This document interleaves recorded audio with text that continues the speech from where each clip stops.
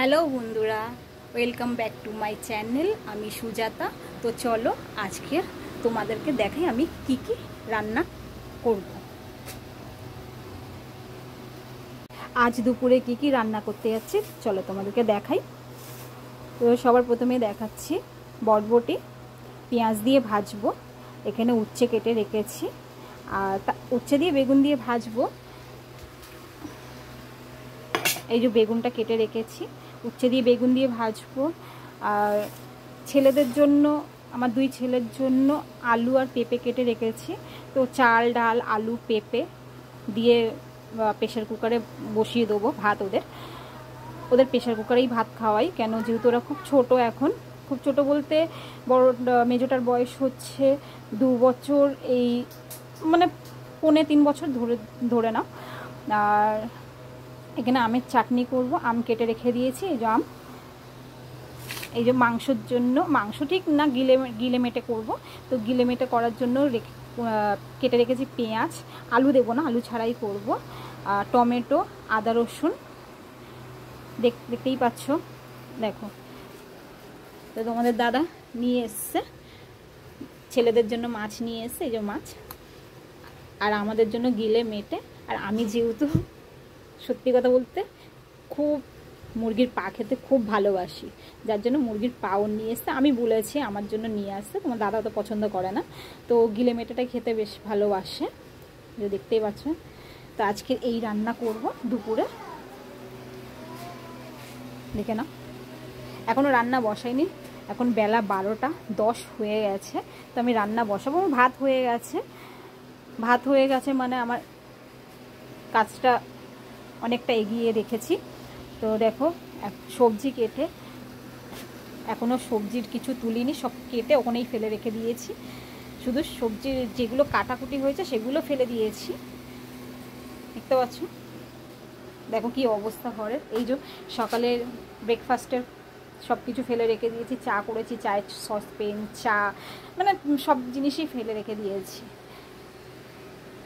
তো যাই হোক, সব এগুলো মাজবো। এই দুপুরবেলা সব খাওয়ার পরে সব বাসন একসাথে মেজে নেবো, দেখতেই পাচ্ছ।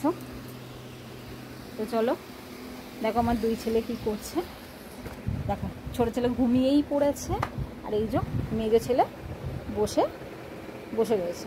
পাপা, এই যে এছো, এই ছোটো ছেলে ঘুমিয়েই পড়েছে, দেখো। আর তো তোমাদেরকে দেখিয়েছিলাম আমার ঘরটা, এই আমার ঘর, দেখতে পাচ্ছ। খুব ছোট ঘর। এই ঘরের মধ্যেই আমরা 4 জন থাকি, আমার 2 ছেলে আর আমরা 2 স্বামী স্ত্রী।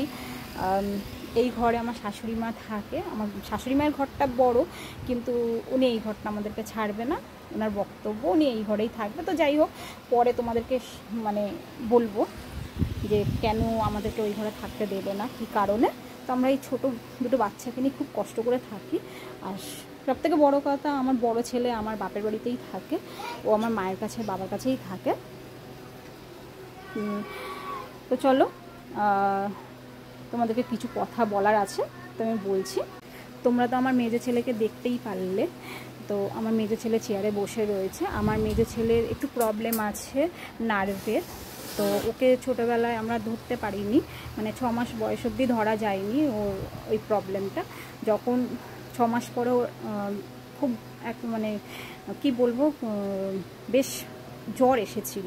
তো জ্বর আসার পরে ওকে যখন আমরা হসপিটালে নিয়ে যাই, তখনই হসপিটালে আমাদেরকে বলল ওর একটা প্রবলেম আছে, যেটা হচ্ছে মাথায় কোনো শিরা ও শুকিয়ে আছে।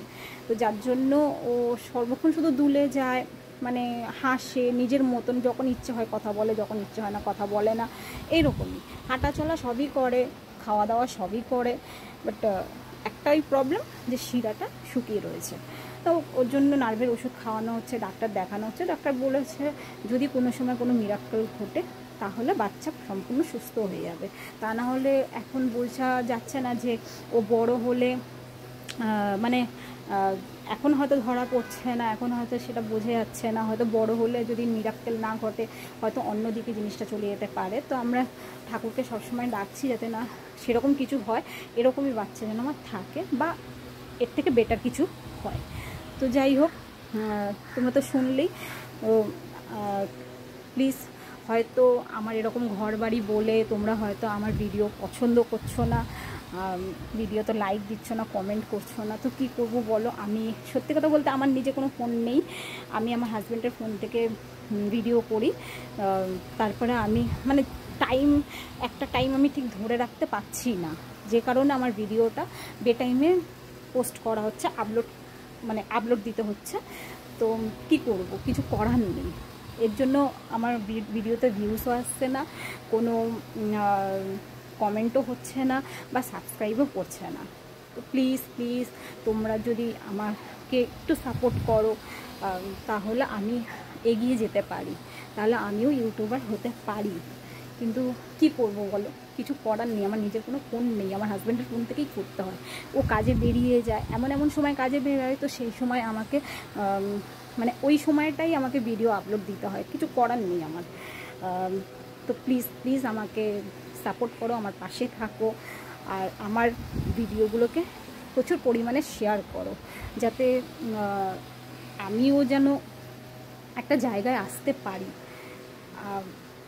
আমি অনেক মানে আমি সত্যি কথা বলতে একটা হাউসওয়াইফ, আমি কাজ করতাম, আমার ছোট বেবি হওয়ার পর থেকে আমি আর কাজ বন্ধ করে দিয়েছি। তো যে কারণে আমাকে বাড়িতে বসে থাকতে হচ্ছে, আমি এখন কাজ করতে পারি না। আর সব থেকে বড়ো কথা, আমার বিষয়ে অনেক কথা আছে যেটা আমি তোমাদেরকে পরে বলবো, যদি আমার নিজের যদি ফোন হয়, তাহলে আমি তোমাদেরকে শেয়ার করতে পারবো আমার কথাগুলো। তো প্লিজ প্লিজ প্লিজ আমাকে সাপোর্ট করো। তো দেখতেই পাচ্ছ আমরা কীরকম অবস্থাতে থাকি, তো তোমাদের সাপোর্টে হয়তো আমি এগিয়ে যেতে পারবো। তো আজকের পর্যন্ত এই দিক, টাটা।